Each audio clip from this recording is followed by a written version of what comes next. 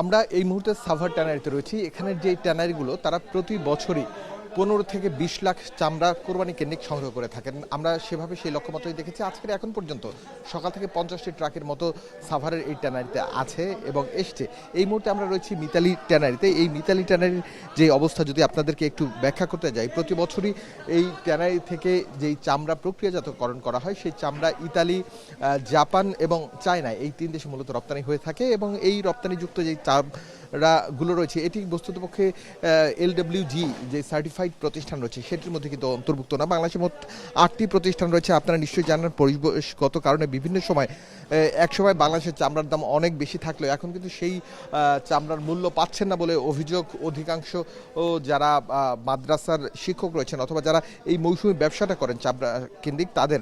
এতিম মাদ্রাসার অধিকাংশ চামড়া যারা গরু জবাই করেন তারা কিন্তু এই ট্যানারিগুলোতে অথবা আশপাশের ট্যানারিতে নিয়ে আসেন।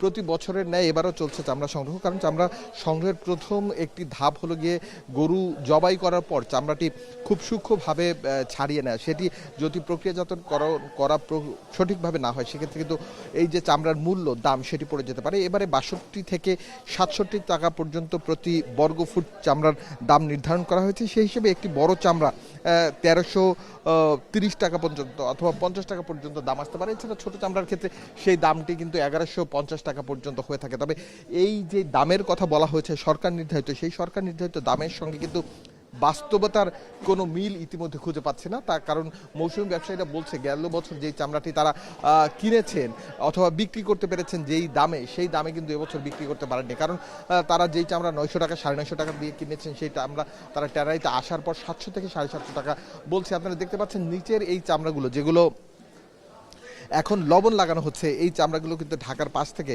যে মাদ্রাসা এতিমখানার যেই চামড়া ফ্রিতে পেয়েছে সেই চামড়াগুলো এখানে নিয়ে এসছে। এখানে আমরা ট্যানারির মালিকের সঙ্গে কথা বলেছিলাম, মিতালির যিনি রয়েছেন তিনি বলছেন যোগ্য যেই দাম রয়েছে সরকার নির্ধারিত সেই দামের মধ্য দিয়ে তারা দিতে পারছেন। তবে এবারের চামড়ার মার্কেটের সাইজ যত বড় তত টাকা ট্যানারি ব্যবসায়ীদের কাছে নেই এমন অভিযোগ করছেন। কারণ এই ব্যবসাতে কোরবানি আসার আগে একটি বিপুল পরিমাণ টাকা কিন্তু ব্যাংকগুলো সাপোর্ট দিয়ে থাকে ট্যানারি মালিকদের। সেই অর্থে এবছর 1000 কোটি টাকার মার্কেট চামড়ার মার্কেট হলেও সে তুলনায় তারা সাপোর্ট পেয়েছেন শুধুমাত্র 164 কোটি, যা অপ্রতুল বলছেন চামড়া ব্যবসায়ীরা। তবে 75 থেকে 80 লাখ চামড়ার যে লক্ষ্যমাত্রা তারা নির্ধারণ করছেন সেক্ষেত্রেও কম করে হলেও এবছর তাদের জন্য কমপক্ষে 900 কোটি টাকার উপরে তাদের প্রয়োজন। সেই তুলনায় ব্যাংকের যে সাপোর্ট সেটি অপ্রতুল। এর জন্য এখানের যারা ট্যানারি মালিক রয়েছেন অধিকাংশই বলছেন তারা খুব একটা চামড়া সংগ্রহ করতে পারবেন না। এছাড়া অনেকের আগের যেই চামড়া রয়েছে সেটিও কিন্তু মজুত করে রাখা রয়েছে বিভিন্ন ধরনের ট্যানারিতে। কারণ আপনারা নিশ্চয়ই জানেন এই যে সাভার ট্যানারিটি এইটি পরিবেশ বান্ধব ট্যানারি হিসেবে প্রথমে স্থাপন করেছিলেন, কিন্তু সেই অনুযায়ী এখানে যেই এটিপিটি লাগানো হয়েছিল সেটির ত্রুটির কারণে এখানে যে কটি ট্যানারি রয়েছে এর মধ্যে শুধুমাত্র একটি বে ট্যানারি, এটি LWG সার্টিফাইড, বিশ্বের দরবারে প্রসিদ্ধ এবং তারা ইউরোপ আমেরিকা থেকে উন্নত বিশ্বের যে দেশগুলোতে রয়েছে সেটি চামড়া প্রক্রিয়া করে পাঠাতে পারেন। এছাড়া অন্য যারা ট্যানারি রয়েছে সেই ট্যানারিগুলো কিন্তু পড়েছেন কিছুটা হলেও ঝামেলার মধ্যে এবং তাদের সেই ঝামেলাটা বলতে আমরা যদি বলি তারা উন্নত বিশ্ব অর্থাৎ ইউরোপ আমেরিকা যেই সব প্রতিষ্ঠানে সরাসরি চামড়া দিয়ে জুতা তৈরি করে সেই সব প্রতিষ্ঠানের কাছে কিন্তু চামড়া পাঠাতে পারছে না। এখানে যারা রয়েছেন তাদের সাথে আমরা একটু পরে কথা বলতে চাই, কিন্তু তার আগে আমরা একটু দেখি যে চামড়াটি কিভাবে সংরক্ষণ করা হয়। বস্তুতপক্ষে বিভিন্ন জায়গা থেকে বাংলাদেশ সহ এর ঢাকার আশপাশের জায়গা থেকে কিন্তু মূলত চামড়াগুলো আসা শুরু করেছে। প্রতি বছর এই যে সাভারের ট্যানারি 15 থেকে 20 লাখ চামড়া তারা সংগ্রহ করে, কিন্তু এবছর সেই সংগ্রহের তুলনা কতটুকু থাকবে অর্থাৎ লক্ষ্যমাত্রা পূরণ হবে কিনা সেটি নিশ্চয়ই দেখার বিষয়। কারণ প্রথম দিনে এখন পর্যন্ত 50টির মতো ট্রাক ঢুকেছে, যেখানে 15,000-এর মতো চামড়া এখন পর্যন্ত ট্যানারিতে ঢুকেছে, এটা আমরা জানতে পেরেছি। প্রথম 1 মাস ধরে তারা চামড়া সংগ্রহ করবেন এমন লক্ষ্যমাত্রাও কিন্তু জানা গেছে। তবে মৌসুমি যারা চামড়া ব্যবসায়ী রয়েছেন তারা অনেক সময় নিজেরাই চামড়ায় লবণ লাগিয়ে নিয়ে আসে। সেক্ষেত্রে একটি প্রবলেমও কিন্তু হয়ে থাকে, সঠিক পরিমাণ লবণ না লাগানোর ফলে অধিকাংশ চামড়া কিন্তু নষ্ট হয়ে যায়। সেক্ষেত্রে ব্যবহার উপযোগী থাকে না এবং সেই চামড়ার যোগ্য দামও কিন্তু পাওয়া যায় না। আমরা এইসব চামড়া ব্যবসায়ীদের সাথে কথা বলেছিলাম, তারা দূর দূরান্ত থেকে চামড়া নিয়ে এসছেন। অনেক ক্ষেত্রে চামড়ার যে দাম এবারে সেটা তারা বলছে 650 থেকে 700-800 টাকার যেই চামড়া, সেই চামড়াগুলোর কথাও এখানে শোনা যাচ্ছে। এছাড়া আশপাশের যে ট্যানারিগুলো রয়েছে এই সাভার ট্যানারিতে, তাদের সাথেও আমরা কথা বলছিলাম। তারা বলছেন ব্যাংকের যে সাপোর্ট 164 কোটি টাকা তার যত সামান্য পরিমাণই তারা পেয়েছেন। এছাড়া কিছু কিছু চামড়া ব্যবসায়ী রয়েছেন যাদের আগে ঋণ খেলাপি থাকার জন্য তারা কিন্তু সেই ঋণটি রিশিডিউলও করতে পারছে না। সব কিছু মিলিয়ে এই বাজার এখন পর্যন্ত 8টি প্রতিষ্ঠানের বাইরে চীনা যারা লোকজন রয়েছেন তাদের উপরেই অনেকখানি নির্ভর হয়ে রয়েছেন, এমনটা আমরা দেখতে পাচ্ছি। তবে এই যেই চামড়ার ব্যবসায়ী রয়েছেন, এছাড়া যারা মৌসুমী ব্যবসায়ী রয়েছেন, যারা বিভিন্ন জায়গা থেকে চামড়া নিয়ে আসছেন, তাদের সাথেও আমরা কথা বলেছিলাম এবং আমরা আরও একটু কথা বলতে চাই তাদের সাথে এবং জানবো কিভাবে তারা চামড়া নিয়ে এসছেন, কত টাকা করে পেয়েছেন অথবা কত টাকা দাম বলছে। সব কিছু মিলিয়ে আমরা একটি তথ্য আপনাদের সামনে পরিপূর্ণভাবে তুলে ধরতে চাই। এখন পর্যন্ত এই যে ট্রাকটি দেখছেন, এই ট্রাকটি থেকে চামড়া আনলোড করা হচ্ছে। এছাড়া পাশের যেই জিনিসগুলো দেখছেন এগুলো কিন্তু লবণ সাজিয়ে রাখা, এই লবণগুলোই এক এক করে নিয়ে তারপরে এই চামড়ায় লাগিয়ে কিন্তু এই চামড়াগুলো সংরক্ষণ করা হয়ে থাকে। আমরা এখানে দেখতে পাচ্ছি একজন ব্যক্তি চামড়া নিয়ে এসছেন, আমরা একটু তার সাথেও একটু কথা বলতে চাইবো। এবং আমরা জানি এখানে চামড়ার ব্যবসায় বিভিন্ন সময় বিভিন্ন সিন্ডিকেট রয়েছে এবং সেই সিন্ডিকেট কোন চামড়া নির্ধারিত হয়। আমরা তারপরও একজন ব্যবসায়ীর সাথে একটু কথা বলবো। আমরা একটু আরো একজন ব্যক্তির সাথে কথা বলতে চাই যিনি বলেছেন একটি সিন্ডিকেটের কথা।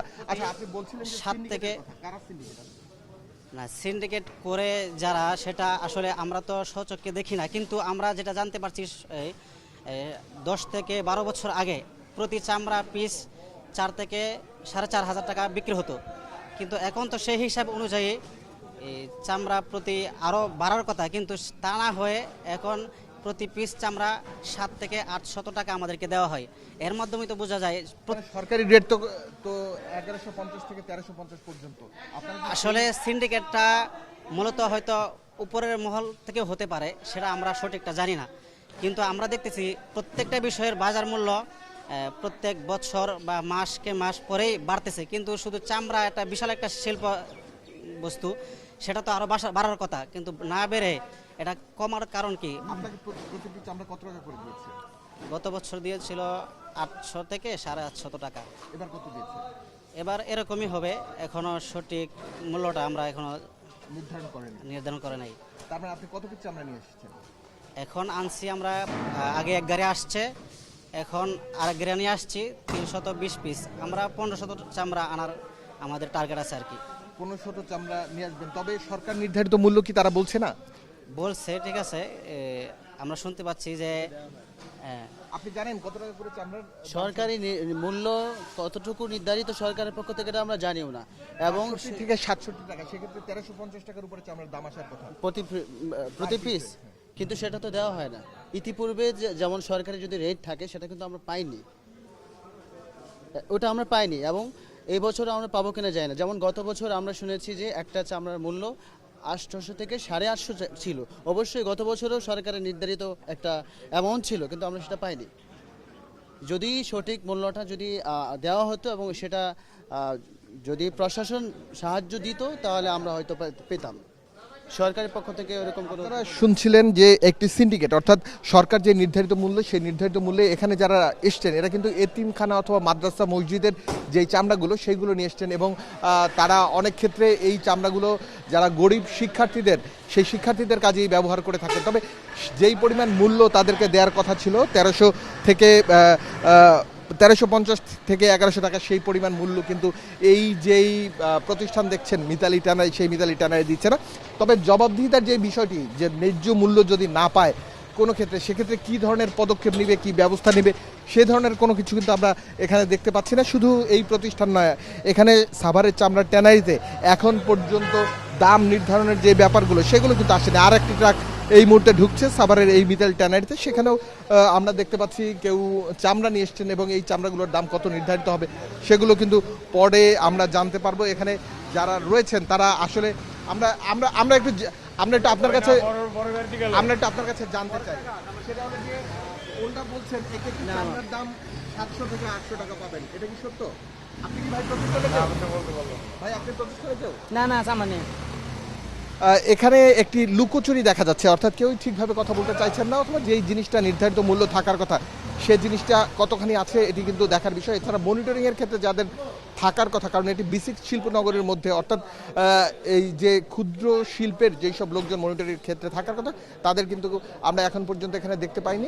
সব কিছু মিলিয়ে চামড়ার বাজারে যে অস্থিরতা সেটি কিন্তু এই ঈদ কেন্দ্রিক, কোরবানির ঈদ কেন্দ্রিক দামের যে অস্থিরতা সেটি কিন্তু থেকেই যাচ্ছে। সাধারণ মানুষ বরাবরই ঠকছে এবং এবারও আমরা দেখতে পাচ্ছি চামড়ার যে ন্যায্য মূল্য সেটি আদৌ পাবে কিনা তা নিয়ে সন্দেহ রয়েছে। এখানকার যারা চামড়া নিয়ে আসেন মৌসুমী ব্যবসায়ী অথবা মাদ্রাসার যেই সব শিক্ষক শিক্ষার্থী অথবা এতিমখানার যেই সব লোকজন রয়েছেন তারা সন্দেহে রয়েছেন তারা যোগ্য দাম পাবেন কিনা। অপরদিক থেকে একটি নির্দিষ্ট সিন্ডিকেট, অর্থাৎ 8টি প্রতিষ্ঠানের বাইরে ইউরোপ আমেরিকা থেকে শুরু করে যেই যেই জায়গায় চামড়া যাওয়ার কথা ছিল সেই জায়গাগুলো যেতে পারছে না, অনলি ফর পরিবেশগত যেই জটিলতা সেই জটিলতা কাটিয়ে বাংলাদেশ কবে উঠতে পারবে এবং পরিবেশ বান্ধব ট্যানারি তৈরি করতে পারবে সেটি কিন্তু এখন সবচেয়ে বড় দেখার বিষয়।